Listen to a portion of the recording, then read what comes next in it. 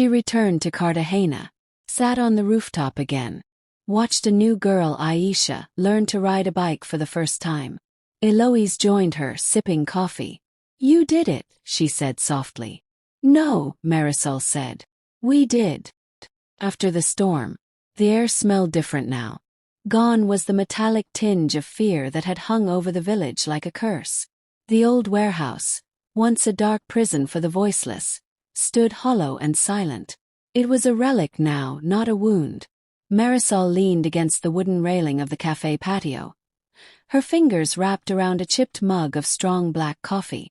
Below her, the marketplace buzzed gently with the hum of people rediscovering normal life. The same people they'd fought to protect. "Eloise is late," she said aloud, mostly to herself. "Again." "I heard that," a familiar voice called behind her. She turned to see Eloise walking up the steps, grinning and holding a pastry box. You'd think someone who saved half the town could at least get a coffee warm and ready. Marisol smiled, the kind that reached her tired eyes. "You're lucky I didn't move to the mountains and disappear forever." Eloise sat down beside her, setting the box between them. "I wouldn't have let you." They sat for a moment in comfortable silence, the kind that only forms between people who've survived something unforgivable together. They'd both changed since the night they dismantled the trafficking ring, since the gunfire, the coded messages, the betrayals. Marisol no longer felt like the woman who used to cry in the shower, feeling helpless and enraged. Eloise no longer saw herself as just a community worker. They were something more now. Warriors, maybe. Survivors, definitely. But healing came in waves, and both were still learning how to breathe between them. "You remember Raphael?" Eloise asked suddenly, pulling Marisol from her thoughts. "The medic?" Marisol replied, raising an eyebrow. "Yeah, he's been texting. Keeps asking if I'd like to go for a walk." "Just a walk?" Marisol gave her a look. "And?" Eloise shrugged, feigning nonchalance. "I don't know. I've never dated someone who knew what it meant to look death in the eye. It's different now." "It should be," Marisol said softly. "But different doesn't mean wrong." Eloise glanced sideways. "What about you and Tomas? You've been dodging him like he's contagious." Marisol hesitated. Tomas had been the undercover officer who risked everything to help them from the inside. The last time she saw him, his hands had trembled as he handed her the final set of keys, the ones that unlocked the cages. "He makes me feel things I'm not ready to feel," she admitted. "He knows the worst of what I've seen. And the worst of me." Eloise reached across the table and touched her hand. "Then maybe he's the best one to remind you who you are." That night, Marisol stood at the edge of her balcony, staring up at the stars. The air was cool, the moon high. Below, she could hear the occasional bark of a dog, the thrum of a late-night motorcycle, the familiar sounds of a town beginning to live again. She picked up her phone.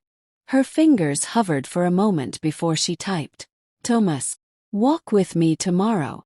And in another part of town, Eloise opened her door to find Raphael standing there, holding a small bunch of wildflowers. "You never texted back," he said with a sheepish smile. She took the flowers and stepped aside. "I thought I'd let you ask in person." They weren't healed yet. But love, tentative and quiet, was beginning to grow where fear had once taken root. And for the first time in a long time they believed in something new. Not just survival, joy, and maybe forever. 6 months had passed since the warehouse raid. The town was quieter now, not just in sound but in the energy it carried. For the first time in years, peace wasn't a dream or a strategy. It was real, woven into the routines of daily life.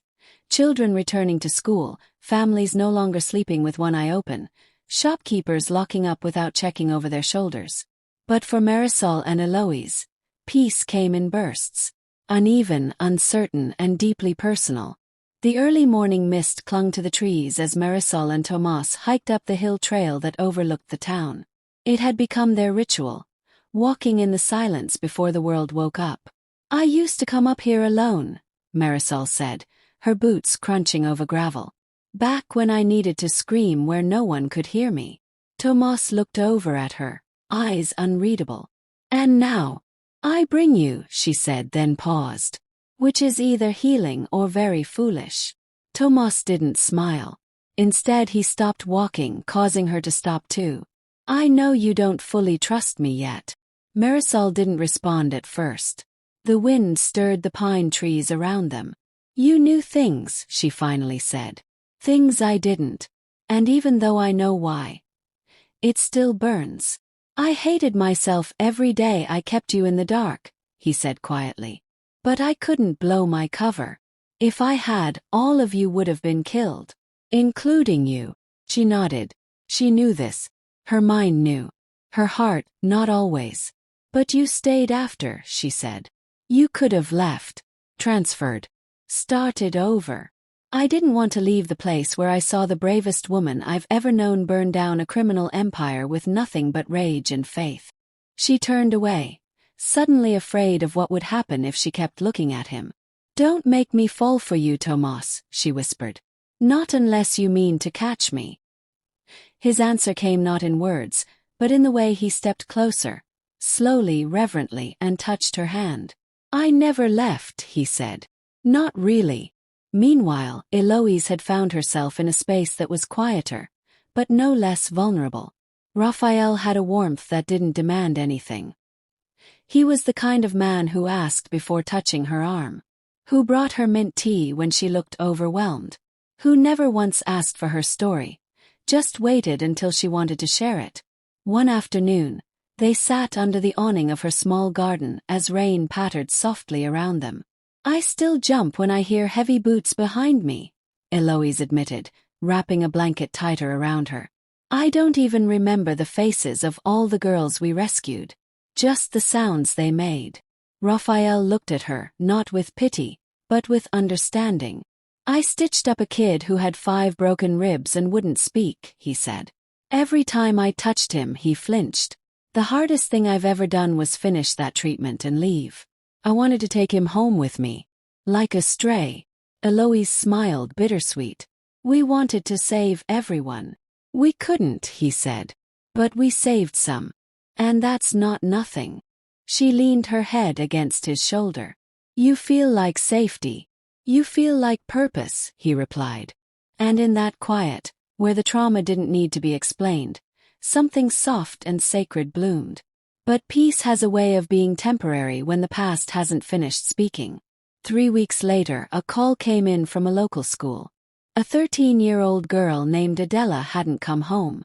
Her backpack was found near a bus station on the edge of town.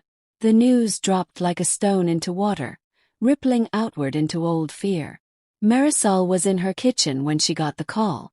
Her hand gripped the counter as old instincts kicked in. This wasn't a random thing, she told Tomas, who was now working more openly with the local precinct. This feels organized. Traffickers don't die in one raid, he agreed. Sometimes they scatter, regroup, wait. Marisol met Eloise that evening, and the old glint had returned to both their eyes. Not fear but fight. I thought we ended it, Eloise said, staring out at the street where Adela had last been seen. We did, Marisol replied. But maybe this isn't a sequel. Eloise looked at her. Marisol's voice lowered. Maybe this is revenge. The next few weeks passed in a blur. Marisol and Tomas began connecting dots. Unfamiliar vehicles, new aliases in the border registry, subtle signs of a different kind of movement. Eloise leaned into her contacts from the shelter, the survivors she had helped. It was one of them, a young woman named Inez, who finally cracked it. I heard them talking in the back of the shop, Inez told them. About replacing the ones that got away. They used that word, replace. Tomas set his jaw. It's a restart. Same playbook. Different players. Marisol didn't sleep that night. She stood on her balcony again, just like before, but this time her phone buzzed with strategy threads, not love. Eloise came over the next morning, tired but determined. We saved ourselves, she said. Now we save her. Raphael kissed her forehead before she left. You don't have to carry the world, he said softly. She gave him a tired smile. No.